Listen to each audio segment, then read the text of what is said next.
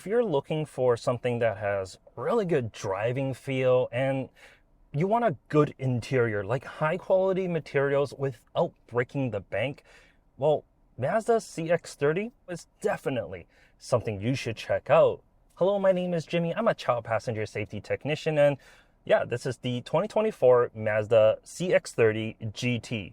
So it's the non-turbo variant, but with 191 horsepower, it's more than sufficient for, well, everyday use. And I mean, if you really want additional power, just pay a little bit more. Aspect here is about 37,000 Canadian dollars. With the turbo, it's about like 43,000. So yeah, you are paying a little bit more sum for that, but you know what? A turbo motor sometimes is kind of nice. But let me tell you everything you need to know here. I guess starting with just the outside. The CX-30 is a beautiful looking vehicle. All the latest Mazda vehicles, just this new Kodo design language, it's absolutely stunning. The headlights, two taillights, just there's not a piece on this that I don't like. Sure, the fender flares can be a little controversial, but for me, you know what? I don't mind it at all. If we open up the trunk, we get 20.2 cubic feet of space, which is a little bit more than the regular Mazda 3, which this is based off of. But you do get a power tailgate, which is definitely a nice touch. Back seats, they are relatively tight. I'm 5'11", while I do fit, definitely not the most comfortable. And if you're fitting car seats in here, you do have to move the seats a little bit forward just to accommodate that. Here, this is a collect lane infant seat. As you can see, yeah, passenger seat here is moved forward just to accommodate the seat itself, making it a little bit easier to glide in and out. However, I do fit here at 5'11". If you're thinking of having two kiddos in here, it shouldn't be a problem. You do have two sets of lower anchors to do so, and you got three upper anchors.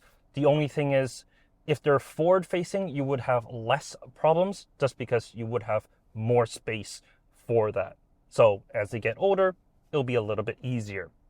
As for the front seats here, very comfortable. They're heated, they're Napa leather. You do get a powered driver's seat here. Unfortunately, the passenger side, that is a manual adjustment. You do get a heated steering wheel and all your typical Mazda buttons, and behind that, you got a split analog digital cluster, which I absolutely love. It has that kind of 3D look to it. As the digital screen in the center is just inset a little bit more. You do get a heads-up display, and that has your navigation information there as well. And on the upper trims, I do get this 10.25-inch infotainment display. Lower end models get an 8.8-inch display, so this is actually a nice upgrade. You do also get wireless CarPlay, which does work really well, and I've been using that the entire week, no issues. And it does feature, well, touch. However, the screen is a little bit further away than I like. I just been using the knob right here in the center. I mean, CarPlay is designed for touch, but I just feel like the knob, it's so easy to use that, well, I just don't mind it. And I love the knurling that's on here. It just feels premium. And it's both on the center as well as the volume knob. Can't go wrong with that. I mean, the interior is nice. You get soft touch materials all over. And it just feels, well, premium. Because the stitching that's on here, that's real stitching. It's not molded in. So this feels, well, a class above like Toyota and Nissan and Honda.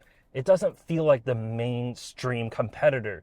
It feels more BMW, Mercedes, Audi competitor, although the price certainly isn't there. Underneath the hood, it's no slouch. The 2.5 liter here, it makes 191 horsepower and 186 pound-feet of torque. That is the standard engine. If you opt for the turbo, that gets you 227 horsepower, 310 pound-feet of torque with 87, or 250 horsepower and 320 pound-feet if you're using premium. But to be honest, I just feel like most buyers will probably opt for just putting 87 or even just opt for this motor, because this motor is more than sufficient. Because what Mazda does really well is how they tune their throttle. Now, hear me out. When you press the throttle in modern cars, I mean, they do go eventually, but it takes that second. However, on a Mazda vehicle like this, when I put my foot down, it's much more immediate for that kick down and go. They tuned it in a way where it's much more responsive to your throttle inputs. And I'm in normal mode right now. I'm not in any sport mode or anything like that. I gotta love that tuning. It just makes for, well, a more pleasant driving experience. And if you're overtaking someone on the highway or just, well, need to accelerate off the line, it just means that you don't have to wait that second. It's much more immediate here. And everything about how the vehicle feels is much more immediate. The suspension, the turning, it just feels more connected.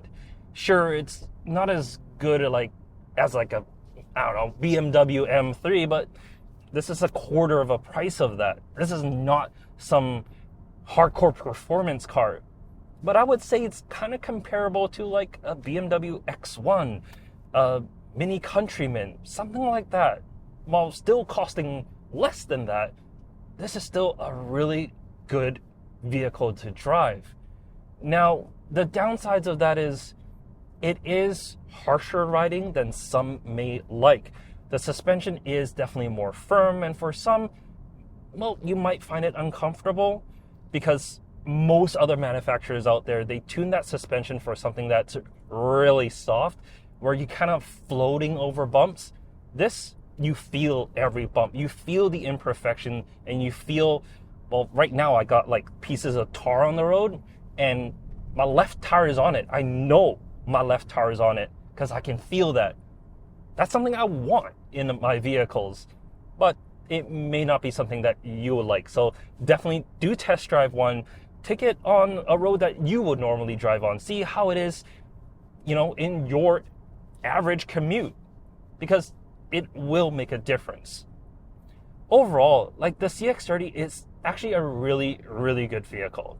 There are compromises. The window sills are a little bit tall, which means outward visibility might not be as good, but you do have a really good 360 camera, so it doesn't really matter.